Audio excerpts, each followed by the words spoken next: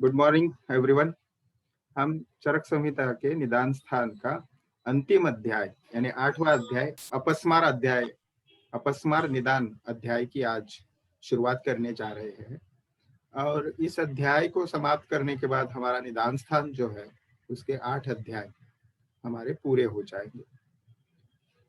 तो 8 ही विशिष्ट व्याधियों की चर्चा यहाँ पे की गई है और निदान स्थान में ये 8 अध्याय, उसमें से खास करके जो हमने पिछला अध्याय देखा 7वां अध्याय उन्माद निदान अध्याय और आज 8वां शुरू करने जा रहे हैं अपस्मार निदान अध्याय, ये दोनों मनोविकार से निगडित है।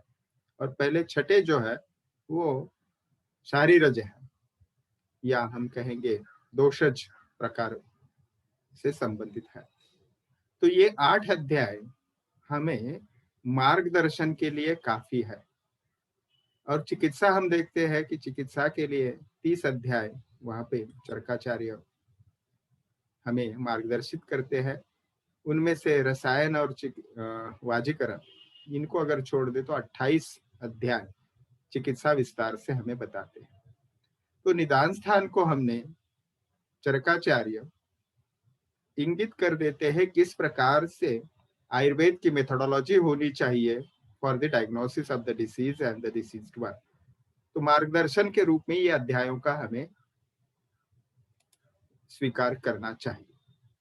तो हम आज समय अवधि की वजह से मैं सेपरेट स्लाइड्स जो है वो नहीं बना पाया, इसलिए national institute of Indian medical heritage इनके द्वारा ये चरक संहिता के उपलब्ध है, आपको भी ऑनलाइन उपलब्ध हो सकती है, उसको ये हम लेके आगे चलेंगे। तो अथा तो अपस्मार निदानम व्याख्यास्यामः इति स्माह भगवान अत्रेयः। चक्रपाणि दत्त इसके ऊपर टीका लिखते हैं, उन्माद अनंतरम प्राग उत्पत्तौ अपस्मारो उत्पादात अपस्मार निदानम उच्यते। एक आदर्श अध्यापक चक्रपाणि हमें मिलते हैं, हर एक जगह पे उसका हमें आभास या प्रतीत होता है। उन्माद के बाद जब ऐतिहासिक विषय हमने देखा था तो उन्माद के बाद विप्रकृष्ट कारण या ऐतिहासिक दृष्टि से देखे जो सबसे पहले दक्ष यज्ञ ध्वंस के बाद जो घटनाएं घटी और व्याधियों की उत्पत्ति हुई, वो ऐतिहासिक उत्पत्ति को अगर हम देखेंगे तो उन्माद के अनंतर यानी पश्चात अपस्मार व्याधि की उत्पत्ति हुई। इसीलिए क्रम में उन्माद निदान के बाद अपस्मार निदान का वर्णन करने जा रहे हैं, ऐसा चक्रपाणि दत्त हमें स्पष्ट करते हैं। अगले श्लोक की ओर हम जाएंगे और यहाँ पे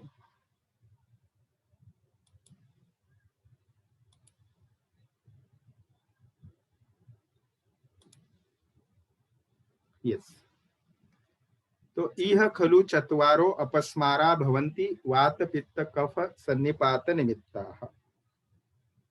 तो ऐतिहासिक क्रम से हमने देखा, चक्रपाणि दत्त हमें समझा रहे हैं, इसीलिए उन्माद के बाद अपस्मार का वर्णन आ रहा है। उसके आगे ये जो श्लोक आता है यहाँ पे संख्यावाचक शब्द है, यह स्पष्ट करता है श्लोक क्रमांक 3 हमें कि प्रकार अपस्मार निदान के कितने हैं। तो वो 4 प्रकार है और वो वातज, पित्तज, कफज और सन्निपातज। यहाँ की अगर शब्द प्रयोग करें जो ग्रंथकारों ने किया है तो वात निमित्ताः, पित्त निमित्ताः, कफ निमित्ताः, सन्निपात निमित्ताः। यानी निमित्त शब्द यहाँ हेतु के लिए है, पॉजिटिव फैक्टर के तौर पे है, कारण के रूप में है। तो वात जिसका कारण है ऐसा एक प्रकार, पित्त जिसका कारण है ऐसा एक प्रकार, इस पद्धति से हमने इसको जानना है। अब मुझे कौन आप में से बताएगा उन्माद निदान अध्याय जो हमने 3 लेक्चर्स देखे हैं, तो उन्माद के कितने प्रकार बताए हैं चरकाचार्य जी ने? आप में से कोई एक आंसर करे अनम्यूट करके। 5 प्रकार। बरोबर भार्गवी, कौन कौन से? वातज, पित्तज, कफज, सन्निपातज आणि आगंतुज। अगदी बरोबर। यस, तो ये 5 प्रकार वहां पे है। फ्रिक्वेंटली आस्क्ड क्वेश्चन में उन्माद और अपस्मार में भेद भी पूछा जाता है, तो उसके लिए आप ये कुछ बिंदुओं को ध्यान रखें इससे आगे, क्योंकि दोनों मानस विकार है तो इससे तुलना होना स्वाभाविक है। तो उन्माद क्या है, अपस्मार क्या है, इसको हम जान रहे हैं अभी अपस्मार को इन डिटेल। तो इस श्लोक में चत्वारो अपस्मारा भवंती, तो यहाँ पे संख्यावाचक शब्द भी आया है चत्वारो। तो ये चत्वारो शब्द जहाँ पे आता है तो चक्रपाणी दत्त देखिए टीका उसमें क्या कहते हैं, चत्वार इति वचनम आगंतु संबंधे अपि अपस्माराणाम चतुष्क प्रतिपादनार्थम। ठीक है, इसका मतलब ये हुआ कि चत्वार शब्द से क्या जानना है, चक्रपाणी दत्त कहते हैं कि आगंतुज का संबंध अपस्मार से भी होता है, किंतु उसे स्वतंत्र प्रकार नहीं कहा है, इसीलिए संख्या 4 बतलाई गई है, चतुष्क प्रतिपादनार्थम ये जो शब्द आया है चत्वारो। आगे लिखते हैं अपस्मारो ही न उन्मादवत स्वतंत्रेण आगंतुना क्रियते, स्पष्ट कर देते हैं कि उपस्मार भी जो है वो उन्माद की तरह स्वतंत्र रूप से आगंतुज कारणों के द्वारा नहीं होता, यानी somewhere somehow it may be associated somewhere but it cannot be counted as a separate type, उसका एक स्वतंत्र रूप केवल और केवल आगंतुज कारणों से, जैसे देवादिग्रह द्वारा या देवादिग्रह शरीर में आवेशित होने के बाद उन्माद उत्पन्न होता है, आगंतुज उन्माद, कल हमने उसकी चर्चा विस्तार से की है, वैसे अपस्मार में नहीं होता, इसलिए वो 5वां प्रकार यहाँ पे नहीं है, केवल और केवल 4 प्रकार वर्णित है। ठीक है, आगे चौथा गद्यमय श्लोक आता है और वह प्रतिपादन करता है, जैसे उन्माद में भी हमने देखा था, अपस्मार में भी किसको अपस्मार व्याधि हो सकती है, और those who are prone for the अपस्मार, अपस्मार will surely can occur in those persons. तो वो स्थिति वहां पे बता रहे हैं, किस फेनोमेना या जो वातावरण उस व्यक्ति के शरीर में होगा, इस तरह का वातावरण जो वर्णित करने जा रहे चौथे अध्याय में। त एवं विधानाम प्राणभृताम क्षिप्रम निर्वर्तन्ते तद यथा। तो यह अपस्मार जो है वो इस प्रकार के लोगों में शीघ्र ही उत्पन्न होता है, क्षिप्रम शब्द का प्रयोग कर रहे हैं। ठीक है, तद यथा वो उदाहरण दे रहे, जैसे रज तमोभ्याम उपहत चेतसाम, तो यह समान स्थिति है, चेतसाम यानी मन, जिसका मन रज और तम के द्वारा उपहत है, ऐसी व्यक्ति। आगे बताते हैं समुद्भ्रांत विषम बहुदोषानाम, यानी विषम और बहुदोष, यानी ऐसी स्थिति जिसमें त्रिदोष जो है वो विषमता से बढ़े हैं और अत्यधिक बढ़े हैं। विषमता से बढ़े हैं, इसका कारण कभी वो हमें प्रकोप के लक्षण दिखाई देंगे, कभी साम्य के लक्षण दिखाई देंगे, इस प्रकार से वैषम्य लेना चाहिए। ठीक है, और विशेषतः चक्रपाणी दत्त यहाँ पे स्पष्ट करते हैं, देखिए ये जो उद्भ्रांत शब्द आया है, उद्भ्रांत विषम दोष बहुदोषानाम, तो उद्भ्रांत विषम बहुदोषानाम इति अत्र उसका मार्गदर्शन यहाँ पे करते हैं। उद्भ्रांत शब्द से दोषों को उन्मार्गगामी होना, यानी ऊपर वो शरीर के ऊपरी भाग पे प्रभाव करते हैं, ऐसा ग्रहित करना है।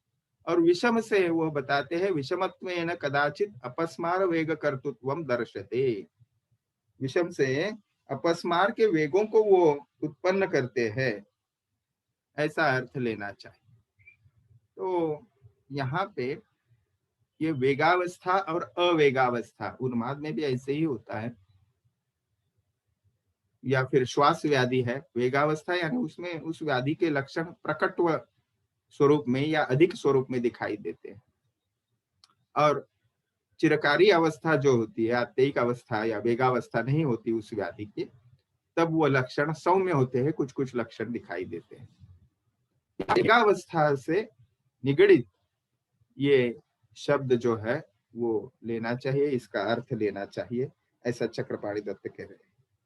यानी कभी कभी वेगों को उत्पन्न करते हैं ऐसा अर्थ ले, या वेगों का उत्पन्न हो जाना। यानी विषम जो शब्द आता है, मैंने दोष के लिए आपको बताया कि दोष बढ़ जाते हैं और कभी कभी सौम्य या शमन उनका हो जाता है। तो दोष बढ़ेंगे तभी तो वेगावस्था आएगी।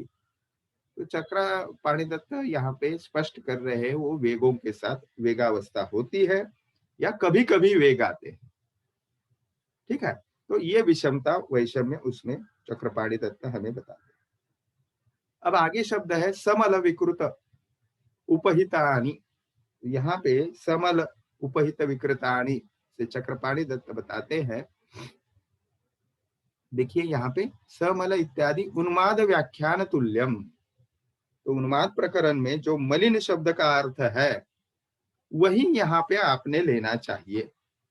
तो जहां पे उन्माद निदान अध्याय अगर आप उसको दृष्टिगोचर करेंगे फिर से एक बार, तो वहां पे हमें who are prone for the उन्माद व्याधि, वहां पे जो समल शब्द का प्रयोग है उसका ही अर्थ यहाँ पे लेना है। और उन्माद निदान की अगर आप व्याख्या निकालेंगे तो समलय ही अशुचि भी, ऐसा वहां पे चक्रपाणि दत्त बताते हैं। यानी गंदा रहना, हिंदी में बताए तो अस्वच्छती व्यक्ती राहते। शरीर दृष्ट्या कपडे असतील किंवा अन्य काही गोष्टी असतील या व्यवस्थित नसतात, वो ठीक तरीके से कपड़े नहीं पहनता, उसको देखते ही आप कुछ विकृति उसमें है, तो ये शब्द समलय से आपने जानना चाहिए। अभी आगे शब्द आता है अत्युपक्षयाद्वेति। तो इससे अर्थ है अति उपक्षीण हेत्वादि इति अर्थाः, चक्रपाणि दत्त बताते। तो निदान स्थान 7वां अध्याय में ये शब्द आया है, यानी उन्माद निदान में। उसी को यहाँ पे वो रिपीट करते हैं कि शरीर जो है वो अत्यधिक क्षीण हो जाता है, और वह उन्माद में बहुत विस्तार से उन्होंने बताया है, ऐसे चक्रपाणि दत्त बताते हैं, इसीलिए वो द्विरुक्ति यहाँ पे नहीं कर रहे। तो अत्यधिक क्षीण उस व्यक्ति का शरीर हो जाता है, इतना ही उसका अर्थ हमने लेना है। अबे आगे वह स्पष्ट कर देते हैं अशुचिनी अभ्यवहार जातानी। तो यहाँ पे उसको हम समझेंगे विशेषतः विकृति को प्राप्त करके, यानी ऐसे द्रव्य जिनके रस गुण इत्यादि विकृत हो गए हैं, विशेषतः अशुचिनी अभ्यवहार, यानी अशुचि यानी अपवित्र अस्वच्छ खाद्य पदार्थों को वह विषम रीति से सेवन करता है। आगे है, मैं श्लोक पढ़ने से आपको यहाँ पे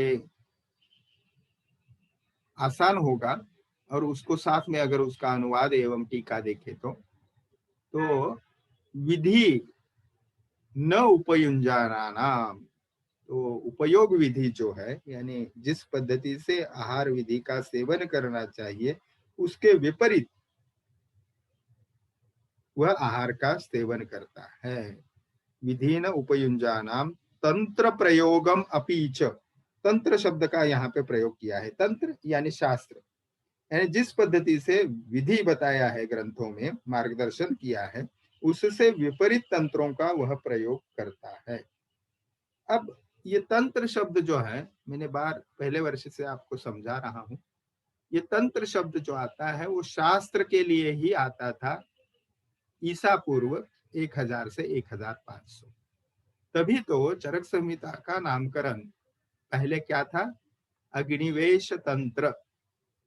ठीक है, जो अग्निवेश जी सत्शिष्य पुनर्वसु अत्रेय जी के हैं, उन्होंने जिस संहिता की निर्मित की, और उसका ही नामकरण ईस्वी सन 2रे शताब्दी में चरक संहिता हुआ। तो ये काल दृष्टया उस काल में इन शब्दों का अर्थ जो है वो लेना चाहिए। तंत्र का अर्थ तंत्र मंत्र इस पद्धति से ना ले। आगे है, इसी प्रकार की चेष्टाएं जो है, विषम चेष्टाएं वह व्यक्ति करता है, और इससे दोषों का जो क्षय होता है, क्षय से प्रकुपित दोष होते हैं। अब देखिए, ये विभिन्न वो विषम चेष्टाएं करता है, ये एक कारण दिया, और यहाँ शब्द प्रयोग करें, शरीर चेष्टा विषमा समाचर सम आचरताम अति उपक्षयाद वा शब्द प्रयोग यहाँ पे है। यानी एक तो विषम चेष्टाएं कारण रहेगी, या यानी और क्षय से प्रकुपित जो दोष हुए हैं, ठीक है। तो ऐसे स्थिति में रज एवं तम जो उपहत मन है, फिर एक बार उसकी द्विरुक्ति यहाँ पे आती है, दोषाः प्रकोपिता रजस्तमोभ्याम उपहत चेतसा, ठीक है। तो यहाँ पे वो जो रजतम से उपहित चेतस मन है, ऐसे पुरुष की आत्मा का श्रेष्ठ निवास स्थान जो हृदय है, वहां पे दोष पहुंचते हैं, और वहां अवस्थित होके वो काम, क्रोध, लोभ, मोह, हर्ष, भय, शोक, चिंता, उद्वेग इत्यादि आदि भी सहसा अभिपूरयन्ति तदा जंतु अपस्मरति। इनसे इन सब भाव जो है, मानस भाव या जिसे हम कहेंगे दोष है एक्चुअली, ये आदि से वह व्यक्ति प्रेरित होके हृदय और इंद्रियायतन सहसा दोषों से पूर्ण कर देते हैं, और तब अपस्मार की उत्पत्ति होती है। अब इसको समझेंगे हम। श्रेष्ठतम आयतनम इति, यानी शरीर के अन्य भागों में यहाँ पे आत्मा शब्द प्रयोग है। आत्मा शब्द से हमने यहाँ पे सहसा मन ऐसा अर्थ लेना चाहिए, इसे बहुत सारे विद्वान मानते हैं। जीवात्मा शब्द नहीं लेना चाहिए, अर्थ नहीं लेना चाहिए। तो शरीर के अन्य भागों में भी मन जो है वो निवास करता है, लेकिन हृदय जो है उसका श्रेष्ठ स्थान है। हमने ये पहले भी सारे स्थान में देखा है। विशेषतः हृदय को श्रेष्ठतम स्थान मन का बताया है, और वहां पुष्टि भी करते हैं चक्रपाणि दत्त। विशेषतः एक श्लोक वर्णन किया कर, इससे पूर्व उन्होंने किया है, हृदयम चेतना स्थानम उक्तम सुश्रुत देहिनाम। तो ये विशेष स्थान हृदय है, चेतना का, यानी मन का। चेतना शब्द जो है विशेषतः पुनः एक चेतस इस अर्थ से लेना चाहिए, आत्मा भी उसका अर्थ होता है। आगे है, उसको हृदय को उपसृत्य इति, यानी उपसृत्य यानी पूरी तरीके से वो हृदय को व्याप्त करता है। आगे शब्द आता है उपरी तिष्ठन्ते, यानी हृदय के ऊर्ध्व भाग में अधिष्ठित जो इंद्रियों के आयतन है उनमें विशेषतः पहुंचकर दो शरीरस्थ भागों में आक्रांत कर देते हैं। जैसे ऊपरी भाग में इंद्रिया है, मतलब कौन से, तो सर या शिर, तो उत्तमांग, घ्राण यानी नासा, रसना और चक्षुरेंद्रिय, ये विशेषतः यहाँ पे लेना चाहिए। तत्र अवस्थिता इति, तो हृदय एवं इंद्रिय आयतन में दोषों को व्याप्त हो जाना। तो ये दोष जो है, रजस तमश्च मनसो द्वौच दोषो उदावृतौ, ये मानस दोष है। तो वो दोष जो है काम, क्रोध, शोक, मोह इत्यादि कारणों से विशेष रूप में प्रेरित होकर हृदय में पहुंचते हैं, और पुनः जो ऊपरी भाग में होने वाले इंद्रियायतन है, जैसे सिर, घ्राण, रसना, चक्षुरेंद्रिया, इनको वह व्याप्त कर देते हैं। और ये व्याप्त करने के बाद उस व्यक्ति को अपस्मार के वेग आते हैं, ठीक है। तो भवति इति वाक्यार्थः, इस प्रकार का उस वाक्य का अर्थ हमने लेना चाहिए। अब पांचवा श्लोक है, अपस्मारम पुनः स्मृति बुद्धि सत्व संप्लवात बिभत्स चेष्टा अवस्थिकम तमाह प्रवेशम आचक्षत। तो इस श्लोक में अपस्मार व्याधि के प्रत्यात्म लक्षण के स्वरूप को लेना चाहिए इस श्लोक को। तो अपस्मार प्रत्यात्म लक्षणम आह, स्वतः चक्रपाणि दत्त देखिए इस श्लोक में क्या बता रहे हैं। तो अपस्मार के ये प्रत्यात्म लक्षण है, यानी व्याधि विशिष्ट लक्षण है। जैसे प्रमेह में हमने देखा था, प्रकर्षेण मेहति इति प्रमेह, जैसे हमने संतापो देह मानसा ज्वरा, तो ज्वर का संताप यह लक्षण है देह और मन का। तो ये प्रत्यात्म लक्षण है। प्रत्यात्म लक्षण यानी ये लक्षण होना ही चाहिए, तब वो एंडोस हो जाता है व्याधि। तब उसके डिटेल्स फिर हम प्रकार के अनुसार, जिस दोष की विकृति है या धातु की विकृति है उसके अनुसार अलग अलग हो सकते हैं, लेकिन ये प्रमुख लक्षण होना ही चाहिए। अपस्मारम पुनः इत्यादि क्या लक्षण है वो? उसमें स्मृति, अतीतस्य स्मरणम स्मृति, बुद्धि, आपको पता है सत्व संपलवाद, यानी ये जो स्मृति बुद्धि सत्व विशेषता है, सत्व यानी मन। अब देखिए सत्व शब्द का जब प्रयोग आता है तो मैंने बार बार आपको कहा है कि मन के लिए जब सत्व का शब्द का प्रयोग आता है तो वह स्थिति ऐसी होती है कि जिसमें मन अपने विशुद्ध अवस्था में होता है, और उसकी जब रजतम वाली स्थिति होती है तो उसको मन शब्द का प्रयोग आता है या चित्त शब्द का प्रयोग आता है।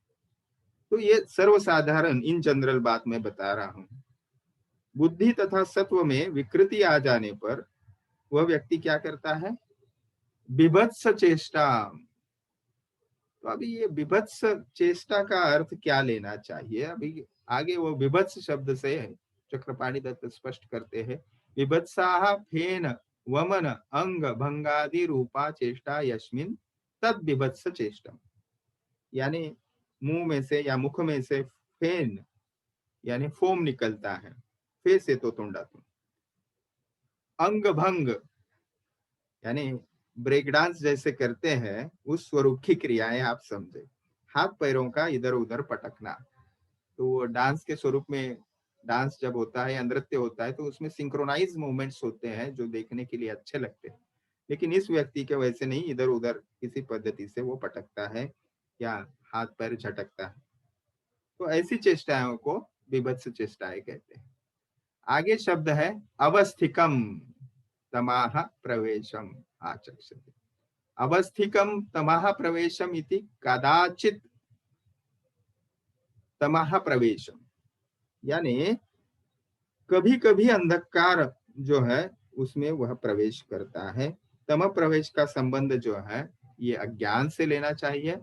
यहाँ पे स्पष्ट तमह प्रवेशो अज्ञान साधर्म्यात्, तम प्रवेश होता है, तम जो है वो अंधकारमय है, और उस व्यक्ति के ये जो स्मृति बुद्धि सत्व है इनमें तमह प्रवेश कर जाता है, मतलब अज्ञान हो जाता है, उस व्यक्ति को ज्ञान ठीक से नहीं होता।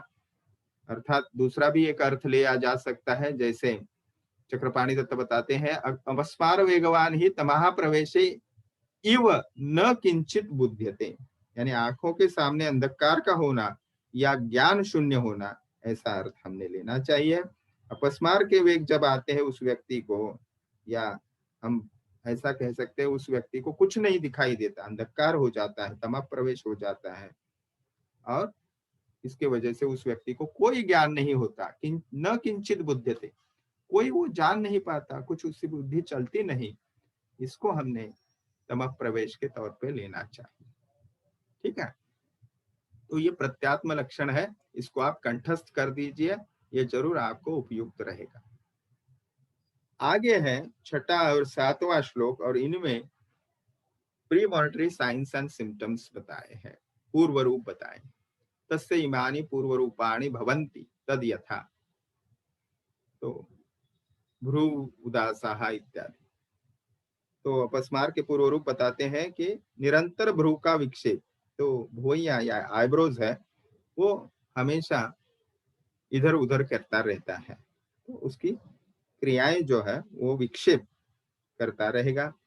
आगे है आंखों का हमेशा विकृत होना, तो we can say that the movements of the eyes are not normal, बल्कि झपकाना हो या आईबॉल्स की मूवमेंट हो जो नेचुरल होती है वैसे नहीं होती, फ्रिक्वेंट और अबनॉर्मल मूवमेंट होती है। हम अगर देखें तो स्वस्थ व्यक्ति में अगर वो लेफ्ट को आईबॉल घुमा रहा है तो दोनों आईज उसके लेफ्ट को जाएंगे, लेकिन इस व्यक्ति में एक, मैं उदाहरण दे रहा हूँ, लेफ्ट आई लेफ्ट को जा सकती है, राइट आई राइट को जा सकती है, इस पद्धति से, या ऊपर नीचे भी हो सकती है। इस पद्धति से वो अबनॉर्मल और फ्रिक्वेंट मूवमेंट वो व्यक्ति करता है। और शब्दों को सुनना, जो शब्द है ही नहीं उनको वह व्यक्ति सुने या उसको सुनाई देते हैं। नासिका स्राव, अलग से बताने की जरूरत नहीं। मुख से निरंतर लालास्राव, अन्न के प्रति द्वेष, अरुचि, अविपाक, ठीक है। उसके बाद हृद ग्रह, हृद ग्रह को भी हमने बार बार जाना है कि हृद प्रदेश जो है लेफ्ट चेस्ट रीजन मेनली, तो वहां पे जकड़ाहट महसूस होती है। कुक्षी आटो, कुक्षी शब्द जो है विशेषतः उदर के लिए है, तो वहां पे आटो यानी वायु जो है वो घूमती रहती है और वो आवाज भी करती है। दुर्बलता, अस्थिभेद, अंगमर्द, मोह, तमोदर्शन, तमोदर्शन को विस्तार से हमने जाना है। यहाँ पे आपने लेना है आंखों के सामने अंधकार होना या छाना। मूर्छा, दैट इज अनकॉन्शियसनेस, भ्रम, वो घूमता है, वर्टिगो। स्वप्न में अत्यधिक रूप से मद युक्त होना, ऐसा यहाँ पे शब्द है। देखिए आटोपाहा शब्द का बहुत अच्छा विश्लेषण यहाँ पे चक्रपाणी दत्त करते हैं। आटोपाहा गुड़गुड़ा शब्द विशेषो वातजन्या, तो वात वृद्धि होने से आंतों में या एब्डोमेन में गुड़गुड़ ऐसे शब्द जो है वो वायु करता है। तो आपने भी कभी कभार फील किया होगा। तो ये गुड़ शब्द जो है आटोप का अर्थ लेना चाहिए। आगे चलते हैं। यहाँ पे शब्द जो है देखिए, मूर्छा, भ्रमम च अभीक्ष्णम, स्वप्ने च मदन, मद, नर्तन, व्यधन, व्यथन, वेपन, पतन आदिनी इति। तो स्वप्न में वह व्यक्ति जो है अत्यधिक रूप से मद उसको चढ़ा है, यानी the third stage of the alcoholism आप कह सकते हो, ऐसे उसको स्वप्न दिखाई देता है। नाचता है, शरीर के किसी भाग का वो क्या करता है, देखिए यहाँ पे व्यधन, नर्तन के बाद है व्यधन, यानी आपने कर्ण वेधन संस्कार सुना होगा, या विशेषतः स्त्रियां जो है पियर्सिंग ऑफ द एरियोला यानी कर्ण छेदन करती है, नासा में भी बिंदी ये डालने के लिए वहां पे व्यध किया जाता है नासिका में, तो ऑर्नामेंट या अलंकार पहनने के दृष्टि से होता है। लेकिन ये व्यक्ति जो है स्वप्न में क्या देखता है, अपने ही शरीर को छेद रहा है, अत्यधिक व्यथा उसको स्वप्न में होती है, कंपन होता है, ऊंचे या बहुत ऊंचे स्थान से पतन उसका होता है, गिरता है, इस प्रकार के स्वप्न वो दिखाई देता है। ततो अनंतरम अपस्मार अभिनिवृत्ति ही एवं, इसके बाद उसको अपस्मार उत्पन्न होता है। अनंतरम यानी उसके बाद, तो ये पूर्व रूप लक्षण है। इसको आप अगर किसी व्यक्ति में देखोगे तो वह बहुत प्रारंभिक स्थिति है, वही चय एव जये दोषम, तो चय स्थिति जो है तभी पूर्व रूप व्यक्त होते हैं। निदान विषय में भी आपने ये सुना होगा, हमने भी इसको जाना है। चलिए आगे चलते हैं। आगे का जो श्लोक है वह हमें 8वां श्लोक विशेषतः उसके विभाग भी किए हैं यहाँ पे, तो ये विभिन्न लक्षण है दोषानुसार। तो वातेन अपस्मार स्मरंतम विद्यात, तो ये पहला भाग जो है वो वातज अपस्मार है। पित्तेन अपस्मरंतम विद्यात, पित्तज अपस्मार के लिए है। उसके बाद श्लेष्मज अपस्मार और फिर सान्निपातिक अपस्मार। इस पद्धति से 8वें गद्यमय श्लोक में पूरे चारों अपस्मार जो प्रकार है, चत्वारो अपस्मारा व्याख्याता, तो उनके विस्तार से यहाँ पे लक्षण हमें बताए जा रहे हैं, और ये रूप है, लक्षण है, ठीक है। तो यहाँ पे हम रूप जब व्यक्त होते हैं तो उसकी दोष प्रधान कौन सा है वह स्थिति तरतम भाव हम जान सकते हैं। तो तत्र इदम अपस्मार विशेष विज्ञानम भवति तद यथा, तो विशेष ज्ञान जो है वो लक्षण बता रहे हैं दोषानुसार। तो सबसे पहले तद यथा यानी जैसे, अभीक्ष्णम अपस्मरंतम यानी बार बार स्मृति का नष्ट होना, तथा क्षण में उसको स्मृति या संज्ञा कॉन्शियसनेस आ जाती है। आंखें बाहर की ओर निकली हुई होती है। उच्च स्वर में वह विलाप करता है, विलाप यानी जैसे कोई रोता है जोर जोर से, दुखद निधन वगैरह होने के बाद जो व्यक्ति सामान्य व्यक्ति भी करता है, ये व्यक्ति ऐसा प्रसंग ना हो तो भी विलाप करते रहता है और जोर जोर से करता है, बड़ी आवाज में करता है। मुख से फेन निकलता है, फोम।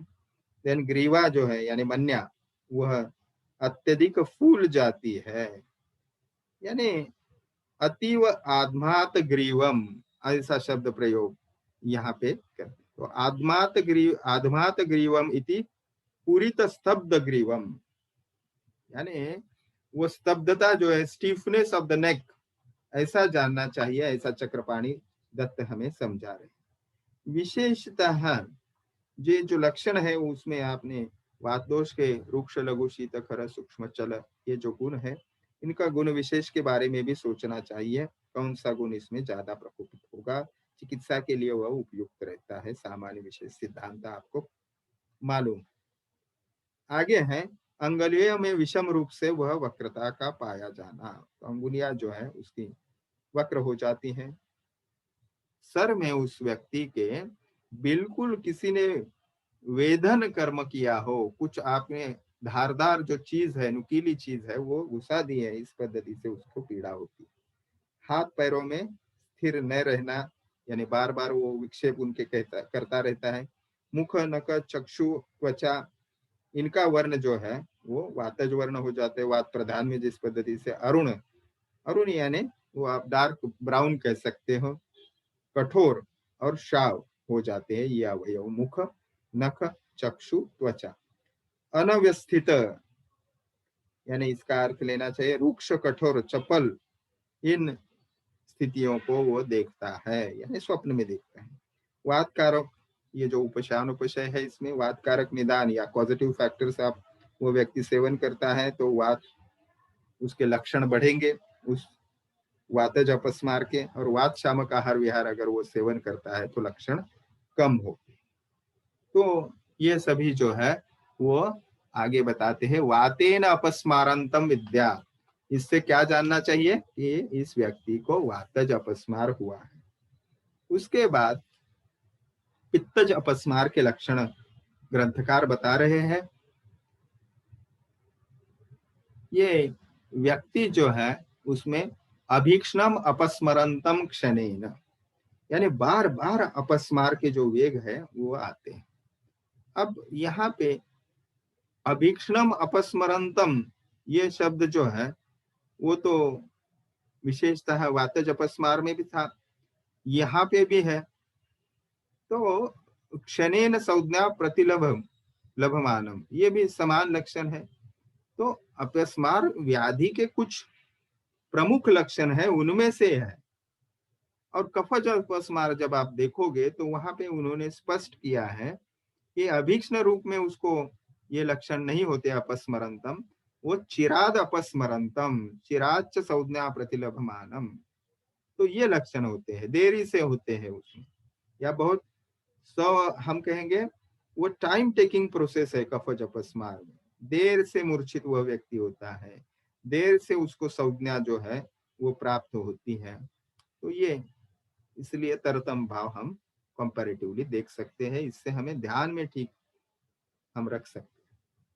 तो बार बार अपस्मार के वेगों को आना, क्षण में संज्ञा जो है उसको प्राप्त करना। ओके, तो ये अपस्मरति, क्यों अपस्मरंतम, अपस्मरंतम ये शब्द क्या है, तो इसको आप स्पष्ट शब्द में जाने, मराठी भाषेमध्ये सुद्धा आपण तो शब्द प्रयोग करतो, त्याला फिट येतात, यानी वह व्यक्ति जो है उसको बार बार फिट जो है वो आते हैं, कन्वर्जेंस आते हैं, और उस वक्त वो अनकॉन्शियस होता है, मुख में से फेन निकलता है, ये स्थिति, और कुछ समय के लिए वो अनकॉन्शियस, उसको कोई संज्ञा नहीं होती। ठीक है, तो ये आपने कभी फील भी किया होगा, आप खुद नहीं लेकिन आपने देखा होगा जरूर। तो आगे है शब्द प्रयोग ग्रंथकार करते हैं, यहाँ पे विशेषतः अनवस्थित चपल परुष रुक्ष ये हमने देख चुके हैं। अवकुजंतम, अवकुजंतम शब्द का प्रयोग करते हैं, यानी कुजन की आवाज आती रहती है, उस व्यक्ति जो है वो अपने ही स्वर यंत्र में कुछ आवाज निकालता है। भूमि पर हाथ पैर पटकता है, अवयव अंगावयव है, नख नयन मुख त्वचा, ये हरित यानी हरे ग्रीन, हल्दी के वर्ण की, लाल वर्ण की होती है। रक्त मिश्रित, उग्र, भैरव यानी अतिशय उग्र, दीप्त, क्रोध युक्त, ऐसे वह स्वप्न में देखता है या उसको फील होते हैं, ऐसे भी हम कहेंगे अपने आप में। पित्त कारक आहार विहार जब वो लेगा तो लक्षणों में वृद्धि होगी, उसके विरुद्ध आहार का प्रयोग करेगा तब लक्षणों का जो है वो शमन होगा। ये उपशानुक्षय बताते हैं। पित्तेन अपस्मरंतम विद्यात्, तो ये लक्षण जो है दिखाई देंगे, तो इसको पित्तज अपस्मार हमने विशेष उसका जो प्रकार है उसको जानना चाहिए। आगे है श्लेष्मज अपस्मार या कफज अपस्मार। तो यह व्यक्ति देर से मूर्छित होती है, देर से उसको संज्ञा प्राप्त होती है। ओके, तो वह जब यहाँ पे ग्रंथकारों ने जो शब्द प्रयोग किया है उसको अगर आप देखेंगे, पतंतम अनति विकृत चेष्टम, तो यहाँ पे गिरते समय वह जो चेष्टाएं करता है वो ज्यादा विकृत नहीं होती, मुख से लालास्राव जो है वो आता ही है। देखिए, पित्त में मुख से लालास्राव आना ये लक्षण नहीं था। वात में उद्वमंतम फेनम ये था। तो ये थोड़ा सा हमने जानना चाहिए भेद में भी। तो नख नयन वदन, मुख से लालास्राव होता है, ये हमने देखा। नख नयन मुख त्वचा, ये बिल्कुल मेथोडोलॉजिकल डिस्क्रिप्शन है। ये मेथोडोलॉजी ध्यान में आ गई तो वात पित्त कफ आप सामने अगर टेबल बनाओगे तो आसानी से आप उसको स्मरण कर सकते। ये जो नख नयन मुख त्वचा होते हैं वह शुक्ल वर्ण के होते हैं। गुरु एवं स्निग्ध रूपों को वह देखता है। कफज आहार विहार से वो लक्षणों में वृद्धि होती है और उसके विपरीत आहार विहार से लक्षण कम हो जाते हैं। तो ये जो है वो श्लेष्मना अपस्मरंतम विद्या, ये श्लेष्मज अपस्मार के लक्षण है। या इससे हमने ये लक्षण श्लेष्मज अपस्मार इस व्यक्ति को हुआ है ऐसे विद्यात यानी जानना चाहिए। अब आगे समवेत सर्वलिंगम अपस्मारम सान्निपातिकम विद्यात तम असाध्यम आचक्षते। यहाँ में साध्य साध्यता का पहले उल्लेख भी नहीं किया, यानी ये तीन प्रकार जो है वातज पित्तज और श्लेष्मज ये साध्य है, और तिदोषज या सान्निपातिक जो है तम असाध्यम आचक्षते। ग्रंथकार स्पष्ट कर देते हैं कि सन्निपातज अपस्मार जो है वो समवेत सर्वलिंगम यानी सभी लिंग यानी लक्षण जो है वो सान्निपातिक अपस्मार में दिखाई देते हैं और उसको असाध्य जानना चाहिए। ठीक है, आचक्षते यानी उसको कहा है, बताया है। तो इसका अर्थ इस पद्धति से। अब इति चत्वारो अपस्मारा व्याख्याता, ये 8वां श्लोक यहाँ पे कंप्लीट होता है। इस प्रकार से 4 प्रकारों की अपस्मार जो है उसकी व्याख्याता यानी उसको विस्तार से ग्रंथकार ने बताया है। तो चरकाचार्य जी यहाँ पे लक्षण जो है वो कंप्लीट करते हैं। 9वें श्लोक में वहां पे वो स्पष्ट करते हैं, चतवारों वहां पे बता दिया, लेकिन कभी कभार थोड़ा संबंध आगंतुज में भी आ सकता है, इसलिए 9वें श्लोक में आगंतुहु अनुबंधो, तो आगंतुज अपस्मार जो है तेषाम आगंतुहु अनुबंधो भवति एव कदाचित। कभी कभी क्या होता है कि आगंतुज अपस्मार का जो है